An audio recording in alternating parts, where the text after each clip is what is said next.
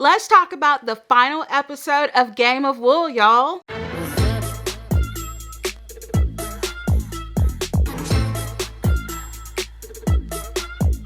Hello everyone, Rochelle here, and I'm back to share some yarn goodness with y'all today. Okay, so this week we are down to the final three. We have Lydia, Holger, and Elsa. Like last week, the contestants had their group challenge first. So for this week's team challenge, they had to transform the Game of Wool post box by making a topper for this. So apparently in the UK, making toppers for post boxes are very, very common. It's something that I had never heard of. So let me know if you had ever heard of this as well. But basically they had to make a topper for it. And they had to recreate the judges and the show, and they had to use techniques that they had used along the way. So they had 12 hours for this challenge, and the contestants had to work together as a team of 3. So I was a little confused by the instructions, but basically they're yarn bombing, okay? That was kind of how I thought of it. They're yarn bombing this post box. So let me break it down for you. Elsa came up with the idea of creating a circular sofa with the judges up front with a little tag on it with a little sign. And Holger recreated Tom, Lydia recreated Di, and Elsa recreated Sheila. They had to use techniques that they had used before during the competition, such as Fair Isle, intricate lace, crochet, texture, intarsia, upcycling, and more. And I really liked seeing that in this competition. So to create Tom, Holger used the loop stitch, and that was to match the outfit that Tom was wearing that day. In fact, Holger said that it was a gift that Tom had wore that because it gave him such inspiration. Elsa used intarsia to recreate Sheila's sweater, and Lydia knit miniature Fair Isle for Di's sweater. So the yarn barn was represented by a scaled down knitted sofa surrounded by the Scottish landscape. So if you ever look at the picture of the yarn barn from the outside, it has these beautiful rolling hills. So I really thought their design showed that. Also, I really like their use of crochet amigurumi for each of the judges and Tom. And also the tiny little sofa cover on the cardboard cutout was really cool. And I was wondering who made that cardboard cutout because that looked pretty impressive.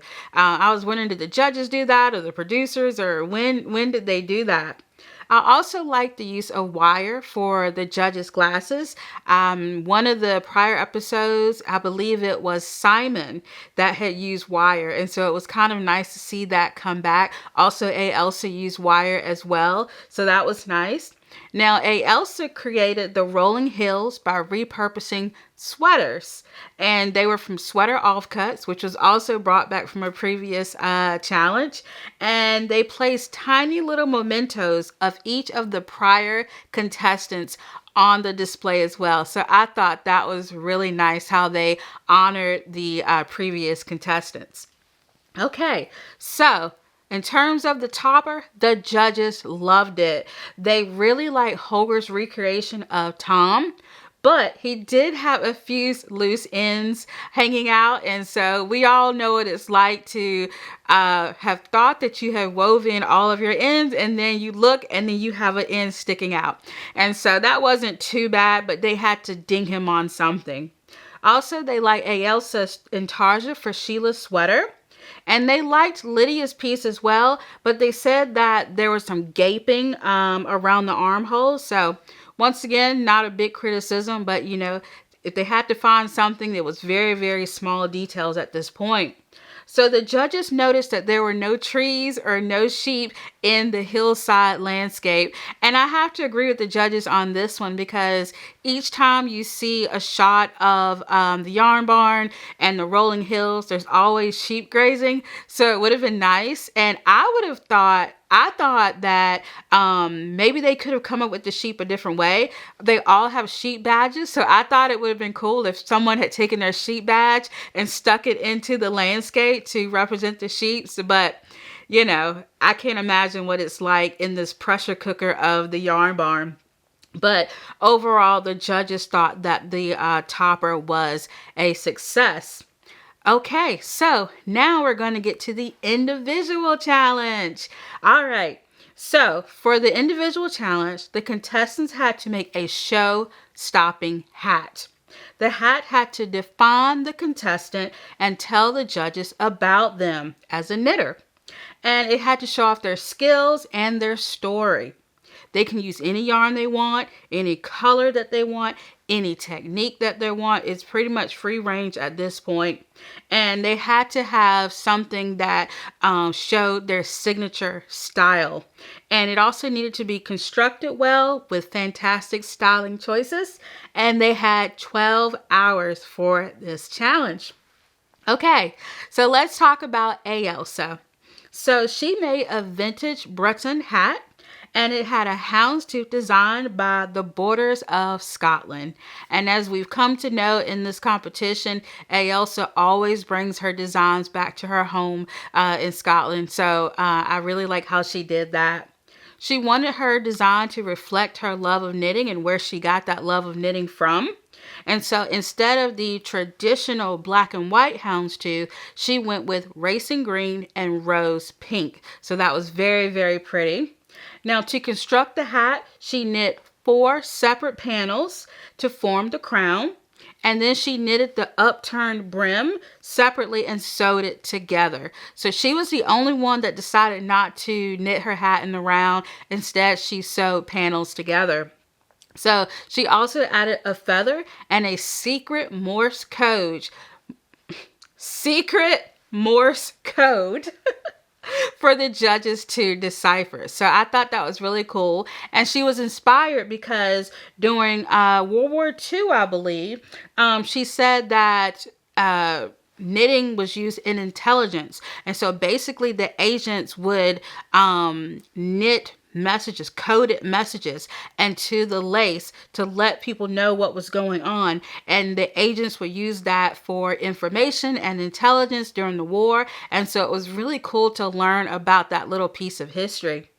Also, Ailsa shared that if she won, she wanted to be an ambassador for the craft and for the heritage of the craft.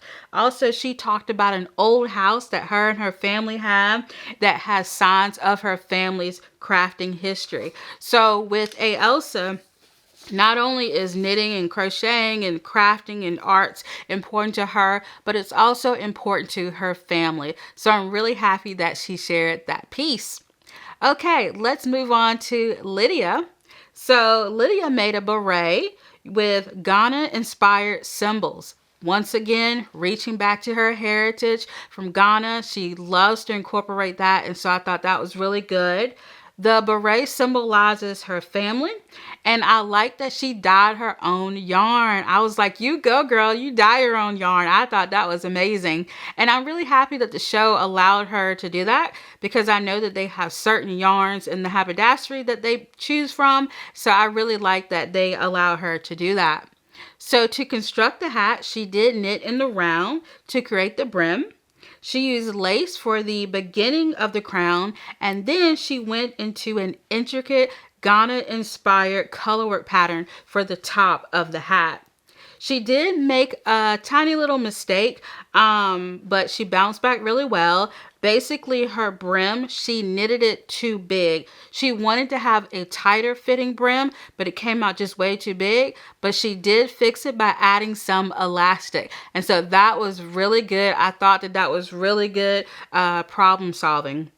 She also shared that this competition really means a lot to her and really has boosted her confidence as a knitter because she said that when she was pregnant, she was too sick to knit. Even the smell of wool just made her sick. And I can't imagine as a yarn dyer how difficult that would be not to be able to smell yarn and just the motion of knitting making you sick. So I'm happy she shared that story.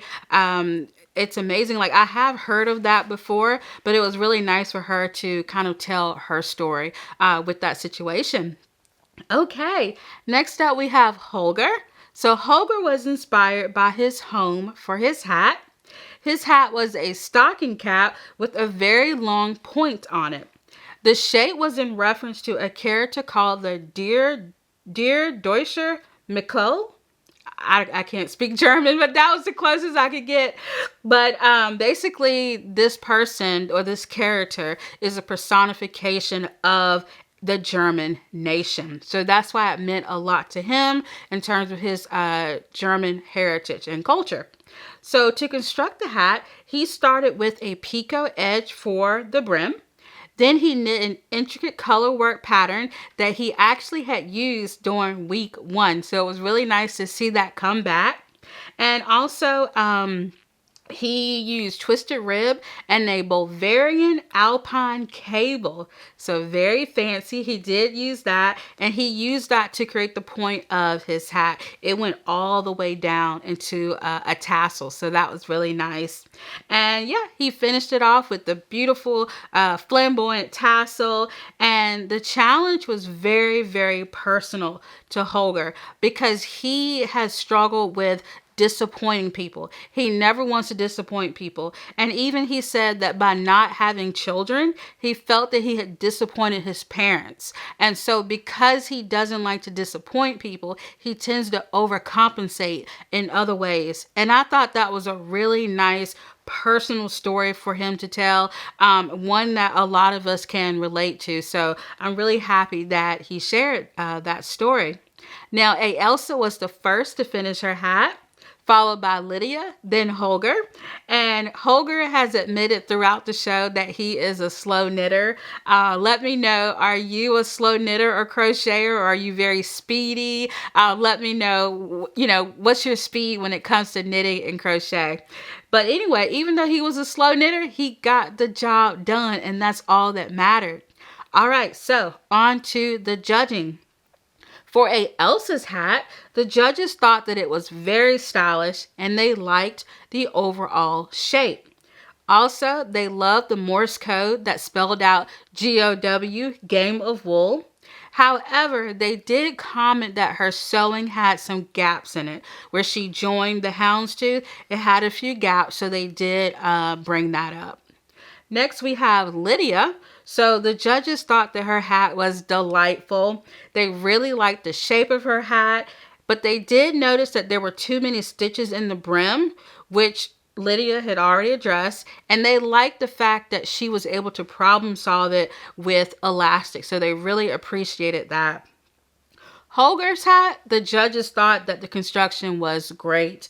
They liked the fair owl pattern, but they didn't like the picot edge. They thought it was like a little loose, but overall they really liked the hat. So the winner of Game of Wool went to Holger. He won the golden needles, which was intertwined in yarn on a knitted pillow. So Holger was the big winner. Very happy for him. I thought the show went really well. I will definitely be sharing my thoughts about the show because I do have a few things. So let's go ahead and jump into some of my overall thoughts of the show. Okay, so Tom Daly did an interview on his channel, Let's Get Knitting, and he answered a question that I had. And he said, well, I was wondering, do the contestants get a break during these 10 and 12-hour challenges? And Tom said that the challenges are actually split between 3 days. He said that the contestants do not get to take their projects home with them. It's all kept into the yarn barn until they get back.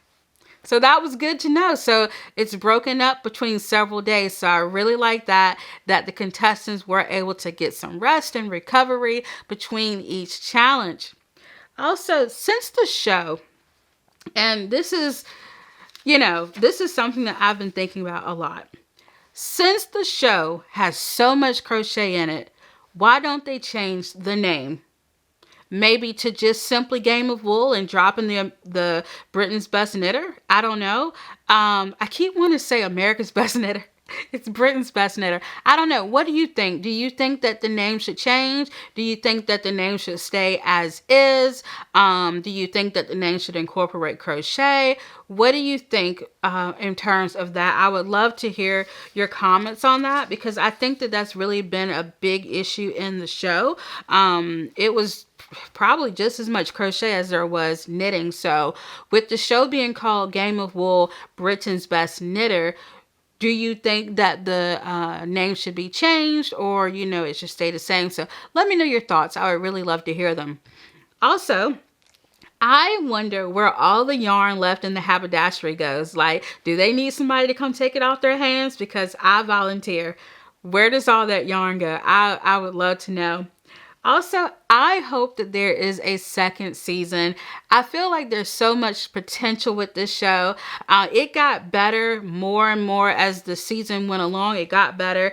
And I just feel like it is so great to see knitting and crochet on TV. Is that not awesome? I just think that, yeah, that's amazing. Okay, so let me know, what did you think of Tom as a host? And what do you think of Dot and Sheila as judges? Do you think there could be some improvement there? Do you think they did a great job? What advice would you give them as host and as a presenter? So let me know what you think on that. Also, I would have liked to have known who came in second and third place. Basically, when they announced the winner, there's Holger, Lydia, and Elsa standing there. And they say, Holger, you're the winner. So now I'm wondering who won second. Was it Lydia? Was it Elsa? Like, I hope that was something they just didn't cut out the editing. I don't know. I would really like to have known who came in second and third place. Also, I like that the former contestants and the loved ones of the current contestants came back for the season finale. It was so nice to see Gordon again, and it was really sweet to see Lydia's twin daughters. So that was really nice. Let me know, would you apply to the show? I don't know. I don't know if I would apply to the show. I mean, obviously I'm not in the UK, but given the opportunity, I just feel like being on a time limit like that, I don't know if I could do it. Let me know. Do you think you could be on this show? How far do you think you would get? What can you bring to the show? I would really, really like for you all to tell me that. Okay, so let's talk about the exit interview. So for the exit interview on his channel, on Tom's channel, he talked to Holger, Elsa, and Lydia. And he asked them what was their most proud project in the show. So Elsa said that her most proud project was her hat. The one that she had just did. She was very, very proud of that hat. Lydia said that her favorite piece was her jewelry. She did a beautiful job on her jewelry. It had a choker towards the top, and then it had this beautiful freeform lace down at the bottom. So that was beautiful. And Holger's favorite piece was his jewelry also. He said it meant a lot to him, and he really enjoyed making that piece. And so that was his favorite piece. Now, also they mentioned how they liked a lot of the other challenges and pieces as well, but those were the ones that they named first. So those were their favorites. Also, Tom asked them about their future plans. So Elsa said that she would like to get into designing. And Lydia said that she wants to get into dyeing more British source wool and designing as well. And Holger said he just wants to take a vacation in the Alps and wear his knitted sweaters. That's all he wants to do, plain and simple. So I thought those were all really good answers. Well, let's talk about what I am wearing. This is the Quartz Pullover designed by Alexander Taval of Two of Wands, and I have uploaded an entire video about this project, and so I will leave my Ravelry link below with the video link in it. But I love this. It's a beautiful V-neck and it's nice and flowy. So if you want more information about it, like I said, I will leave the link below. So if you have been following me all along these episode reviews, thank you. But if you missed a few, don't worry. I do have a playlist and I will link that at the end. And so it's going to have episodes 1 through 7, as well as this episode in it as well. And you can go back and watch those reviews. All right, y'all. Let me know what you worked on while watching, or did you just chill? I would love to know. Definitely leave me a comment. Also, click that like button and that notification bell. I forgot what it was. Definitely click that so you can know when upcoming videos have come out. Also, consider subscribing. I would love if you were to subscribe. I am trying to reach 12,000 subscribers by the end of the year. I'm not sure if I'll do it, but hey, I can try. So if you are already subscribed, thank you. Share with a friend. I would really appreciate it. All right. Thank y'all so much for watching. And until next time, bye.